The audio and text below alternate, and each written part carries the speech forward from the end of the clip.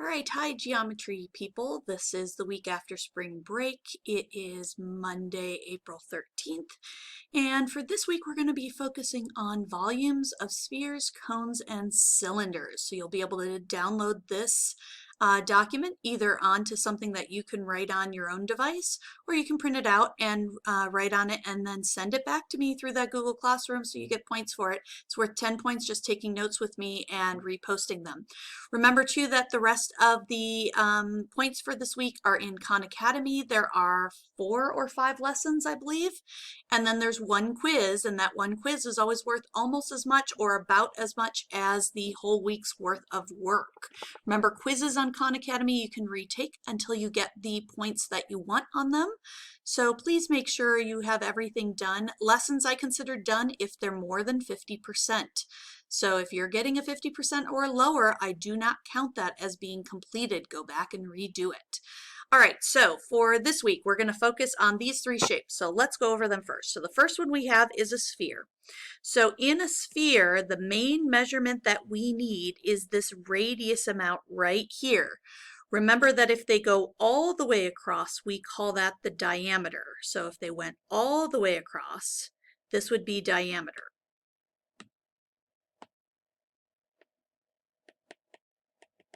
And what's the relationship between radius and diameter? It takes 2 radiuses, so you can either add them together or multiply by 2.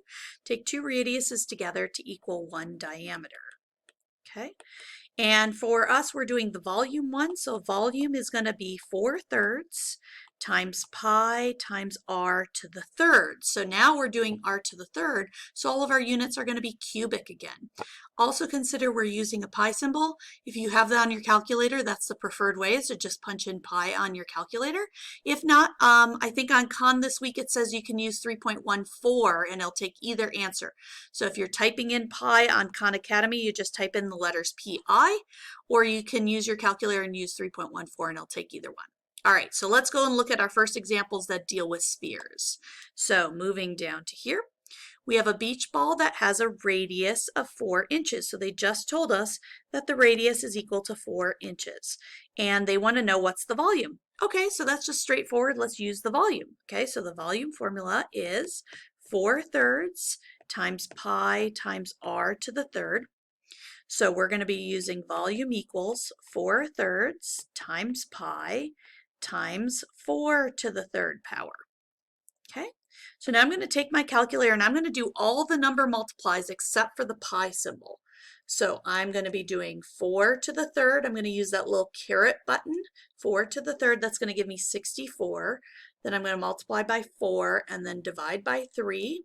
And it's going to give me a decimal amount. So I'm going to turn that into a fraction by pressing that FD button above your calculator, right? Or I could just do this across the top. Across the top, it would be 4 times 4 to the third, and across the bottom would be a 3. So 4 to the third is 64 times another 4 is going to be 256 over 3 with a pi, and a pi is just like a number, so it'd be pi on top. So I could say it's 256 thirds pi, or I could calculate this out and use my decimal. So I could do 256 times the pi symbol divided by 3, and I'll get 268.08. And because this is inches, this is going to be inches cubed. Okay. All right. So depending on how comfortable you are working with those fractions and reducing them down, or you can just use 3.14 and calculate the whole thing in your calculator. All right, on to the next one. So the next one, I underlined it's a sphere, so we're using this exact same formula again. We're going to be using 4/3 times pi times r cubed. And this time they're telling us the volume is 36 pi. Okay, and they say, what is the diameter of the ice cube? Well, of all those letters, the only one I know is r. So I'm going to have to get r and add r again to get the diameter. So I'm going to solve for r. So on this side, I'm going to leave the formula. Okay, and my goal is to get r by itself. So how do I get r by itself? Well, let's take a look at this fraction right here, 4/3. if I want to get rid of it, I could multiply both sides by 3/4 because then the 3's would cancel and the 4's would cancel. Whatever I do to one side, I have to remember to do to the other. So on this side, I'm going to multiply this by 3/4. And 36 is a whole number, so we can just pretend it's over 1. And again, I can reduce the 4 and the 36 and make that a 9. So now I've got 27 pi equals, and I've still got pi and r to the third. All right, so what's the next step? Let's get rid of the pi symbol. So to get rid of the pi symbol, I'm going to divide this side by pi because again, I'm trying to get r by itself. Okay, so if I divide by pi on this side and I divide by pi on this side, those pi symbols are going to cancel. And now I have 27 equals r to the third. So now my question is, what times itself 3 times gives me 27? So would that be something like 1 to the third would be 1 times 1 times 1. That won't work. 2 times 2 times 2, that would be like 8. 3 to, oh, this is a 3. So r equals 3. All right. If I didn't know that and it wasn't a whole number, what would I have to do in my calculator? Well, to get rid of a third power, the opposite of that is taking a cubed root. So you know if it was a squared, we'd take a square root. So we'd be doing a cubed root. That would be one of these little symbols on your calculator, but it's got to have a 3 in the check mark symbol. So usually these are going to be nice, pretty whole numbers. So go ahead and just think to yourself what whole number times itself. So r is going to be 3, and it looks like we're doing centimeters. Did they ask that? No. They asked what's the diameter. So diameter is going to be 3 centimeters plus another 3 centimeters. So diameter is going to be 6 centimeters. Okay, so they already gave us the volume in cubes. We're just working it backwards. All right, next one. Now we have a lollipop shaped like a planet. Okay, so if it's a candy shaped like a planet, we are still doing spheres for sure. So we are still doing volume equals 4 over 3 pi times r to the third. Okay, and they said that the diameter is 2. Aha, they're trying to trick me again. They're giving me diameter when what I really want is radius. So remember, diameter is the whole way across a circle. Radius is just 1 from the center out. So this is a radius, this is a diameter. So if they told me it's 2 to go all the way across, then radius is just half as much, so 1 centimeter. Okay, so they want the volume. Okay, so to find the volume, I'm just going to put in a 1. So pi times 1 to the third. So 1 to the third means 1 times 1 times 1. That's going to be a 1. So I'm going to get 4/3 pi is the volume, and we would be talking about centimeters cubed. But remember, they didn't just ask for what's the volume of 1, they asked for what's the volume of 6 of them. So I need the volume of 6 of those. That means I'm just going to multiply by 6. And again, I can grab my calculator if I'm going to work out that pi amount as well. So I'm going to be doing 6 times 4 times pi. So I'm just multiplying across the top. And then I'm going to divide by 3, which is 25.133. And that's centimeters cubed. Or you could go out to 2 decimal places and just call it 13. Okay, since we're using 3.14 or the pi symbol, that's 2 decimal places in our answer. All right, so that's volume for a sphere. Not that difficult. We're just using a formula and plugging it in. Okay, let's flip the paper over, and now this time we're going to be working with the next one is a cylinder volume. Okay, so the cylinder is just like a tube, right? It's just a circle on either end, but it's like a wrapper around the edges. Remember when we talked about with surface area that you had to find the area of the circles and then the area around the label. Well, in a volume, all we need to do is we are going to do pi. What just happened there? We are going to do pi times r squared times h. Or another way to think about that is this base on the circle, the area of a circle is pi r squared, right? So that's that last part, pi r squared. And then it's got an h to it. Well, we're basically saying let's find the area of that circle, and then we'll take that circle and multiply it by h. So it'd be like that circle coming down multiple times, and we just keep adding up all those circles together, and we get a total. Okay, so it's either take the area of the circle, multiply it by height, or you can just use the formula and just do its pi r squared times h. Okay, so let's go do a cylinder problem. So again, it says cylinder has a radius of 2 inches. So in our formula, we need R's and H's. So this is 2 inches, and it gave us H as well. Okay, so it says H is 6 inches. So we're going to put it into the volume formula. So the volume formula is pi R squared times H. So I have pi times 2 squared times 6.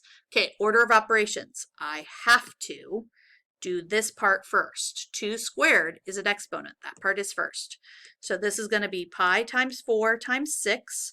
So I could call this 24 pi, and the units would be inches cubed. Or I could put this into my calculator and do 24 times the pi symbol, or 24 times 3.14. And I'm using pi symbol, so if you use 3.14, you might be slightly different than me. So I'm rounding to 0.40 inches cubed. Okay, so we're just using formulas, and you should have these formula sheets. Remember, I sent it out last week of all these shapes and all the formulas we're using. Okay, here's a second formula one. Let's see what it has us doing. So on this one, it says it has 4 inches tall. That's a height. And it has a volume of 36. So they already gave us the volume is 36 pi. Okay, cool. And they say they're going to pour it into a different cylinder that has the same volume. So the volume is going to be the same. Okay, so let's start out with our first one. And we know that volume is pi R squared times the height. They just told us that we're going to get 36 pi for the volume. And then over here we've got pi. We know our H, but we don't know our R squared. So could we go and solve that first cylinder for its radius? And the answer is yes. If I only have height, I can go and find radius. So let's go see what this is. So if I do 4 pi times R squared equals 36 pi, and I want to get rid of everything to get R squared by itself, right? So I'm solving for R squared, so I want to divide by 4 pi on both sides. And if I do that, the pi's will cancel, and 36 divided by 4 is 9. So I'm going to get 9 equals R squared. Okay, if I want to get R squared down to R, I have to take the square root. So the square root of 9, or you can think to yourself, what times itself gives me 9? I'm going to get an R equals 3 inches. So in this first problem, we had a height of 4 and a radius of 3. Okay, now we're going to switch over, and we're going to go over to this other cylinder that they poured it into, and they said the volume stays the exact same, except over here, it says, what is the height of the second cylinder? So they want me to solve for H, and they told me R is 2. So again, I'm using the same formula, V equals pi R squared H, and I'm getting that from the top of my paper for cylinders. And they told us the volume is the same, so I get 36 pi equals pi times 2 squared times H. So my job is to figure out what H is. Okay, so we've got 2 squared, that's a 4. If I want to get H by itself, I want to go ahead and divide by 4 pi so that H is the only thing left. And if I do that, the pi's will cancel and I'll get 36 over 4, which is 9. So we end up with that the height equals 9, what were the units? Inches. Okay. So basically what happened here is we had two different colored or 2 different sized cylinders. Over here we had a cylinder that had a radius of 3 and a height of 4. So that would be a fairly flat cylinder. It looks something like this. So the height was 4, the radius was 3. And then over here, they took all of that liquid, it happened to fill to the tippy top. And now this one is a much taller cylinder. And so it's got to be a lot narrower if it's going to fit the same amount in it. So now this one, the height is 9, and now the radius is something much smaller of a 2. Okay? All right, last calculation. Whew, we got this. All right, so next calculation is we are looking at, go back to our top one, we're going to be looking at a cone. So a cone is something that has a circle on one side and a point on the other side, but again, it just gives us the formula. It says use 1/3 pi R squared times H. Hey, that's almost the same formula as a cylinder. The only difference is it's like finding a cylinder and then chopping it into thirds to get your cone. Get it? Okay, so like here's your cylinder, and we just chopped off a third of it here and a third of it here. So that's why it's a third of a cylinder. So again, we don't care, you have the formula, just go ahead and use the formula. And if not, then we're gonna go ahead and plug this in. So let's go plug this in. So we have a paper cone is used for holding a serving of shave ice. If the cone has a radius, so we're doing a cone problem, radius of 2 and a height of 5. So we know we have radius equals 2, we know we have height equals 5, and we're doing volume is 1/3 pi r squared h. So plugging in what we know, we have radius is 2 squared, and times h is going to be times 5. Okay, so let's go see and calculate this out. So across the top, it would be 1 times pi times 4 times 5. So that is going to be 20 with a pi, and the bottom is going to be a 3. So that's going to be my volume of the cone. So again, I can grab my calculator. I'm going to do 20 times pi and then divide by 3. And that's going to give me 20.94, and our units are centimeters cubed. Cool. Okay, so on this one, we're looking at a shave ice. It looks kind of like this. Its radius is at 2 centimeters, and its height is going to be 5 centimeters, and we're finding all the space on the inside. Okay, all right, so our last one.